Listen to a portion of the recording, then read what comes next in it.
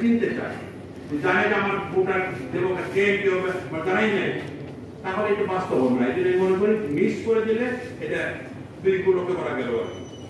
Mix পদ্ধতিতে বোতাম পদ্ধতিতে সব ভালো দিকটা থাকলো আর খারাপ দিকগুলো বন্ধ করা গেল। এটা মনে রাখতে হবে সব পদ্ধতির ত্রুটি আছে, সব পদ্ধতির ভালো দিক আছে। ত্রুটি বন্ধ করার জন্য আইনের প্রয়োজন। কারণ পেয়ার পদ্ধতির বড় ত্রুটি হচ্ছে যে পার্টির দুর্দল প্রদান থাকে, পার্টির দ্বারা ইচ্ছা মতো লিস্ট করতে পারে, এটা বন্ধ করতে হবে।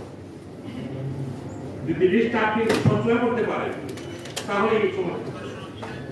যদি আপনি সবাইকে পার্টির নেতার উপরে উনি ঠিক করে দেবে সব, ওনাকে ভালো সম্পর্ক রাখতে হলে ওনার আত্মীয় হয়ে দেবেন, তাহলে তো বড় সমস্যা হবে পেয়ার পদ্ধতিতে।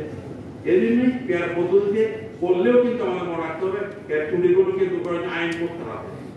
সত্যভাবে তালিকা করতে পারলে বড় সমস্যা দেখা দেবে।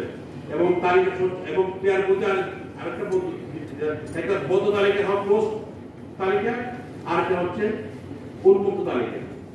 যেসব দেশ চালু আছে বেশিরভাগ দেশে, কিছু দেশে বদ্ধ তালিকা, কিছু হচ্ছে উন্মুক্ত তালিকা। উন্মুক্ত তালিকার সুবিধা হচ্ছে যারা ভোটার তারা এটা প্রমাণ করতে পারে যে আমার পছন্দ মতো প্রার্থী ইত্যাদি। তবে কোনো একটা তালিকা করা হলো, একজনের দিল যে 1 নম্বর তালিকা, একটা এক নম্বর পাবে, কিন্তু ভোটাররা কিন্তু প্রমাণ করতে পারে না।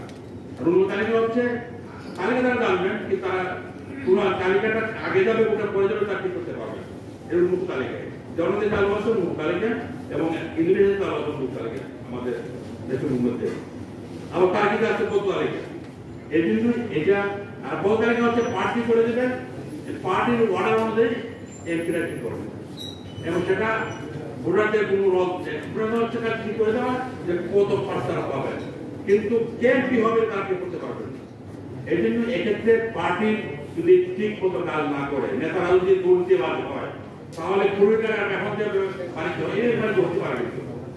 এই জন্য আমাদেরকে মনে রাখা দরকার সব পদ্ধতির ত্রুটি আছে, তো কম ত্রুটি হচ্ছে আমাদের বিবেচনায় পেয়ার পদ্ধতি।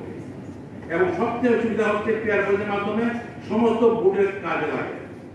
50% ভোট না হলে কমিটি করতে পারবে না। আর 50% ভোট আপনার কঠিন ব্যাপার মনে রাখতে হবে। মানে এই পর্যন্ত বাংলাদেশে 49.5% ভোট পেয়েছে সর্বোচ্চ, এবং ভোট আসন পাইছে প্রায় 200 উপরে পেয়ে গেছে। এটা কিন্তু পেয়ার পদ্ধতি সম্ভব না। পেয়ার পদ্ধতি অবশ্যই বেশিরভাগ ক্ষেত্রে কোয়ালিশন হয়। এখন সাউথ আফ্রিকাতে কোয়ালিশন হচ্ছে না, কিন্তু বাকি সব কিছু কোয়ালিশন হয়ে যাচ্ছে। কোয়ালিশন হলে হয় কি পার্টিকে সবসময় এই নমুনা থাকতে হবে, ইচ্ছা মতো সব করতে পারে না। এই জন্য আমাদের দেশে আমরা চাই শরীরটা না হোক, স্টেবিলিটি আসুক। স্টেবিলিটির একটা দিক হচ্ছে পার্লামেন্টকে ঠিক রাখা, এবং মনে রাখা দরকার পার্লামেন্ট বাংলার ঝড় বদলাতে পারে, কিন্তু পার্লামেন্ট বদলানোর প্রয়োজন নেই। এই জন্য কোয়ালিশন হলেই যে পার্লামেন্ট রেডি করে এটা হবে, গভর্নমেন্ট ইলেকশনের প্রয়োজন নেই। জাপানে গভর্নমেন্ট বদলায়, কিন্তু ইলেকশনও ওখানে যায়। এই জন্য আমার মনে রাখতে ইতালিতে ঘটনা ঘটা হচ্ছে, গভর্নমেন্ট বদলাচ্ছে কিন্তু ইয়ে হচ্ছে না, পার্লামেন্ট পরিবর্তন হচ্ছে না, এবং রাজনীতি বিরাজ করছে, জার্মানির যে অবস্থা বিরাজ করছে। এই জন্যই আমার মনে হয় যে পেয়ার পদ্ধতি সর্বোত্তম যে পদ্ধতি আছে, গণতান্ত্রিক পদ্ধতি এফপি50 এটা হচ্ছে এটার চেয়ে এটা অনেক উত্তম পদ্ধতি। জনগণের গণমত এর মাধ্যমে প্রতিফলিত হয়।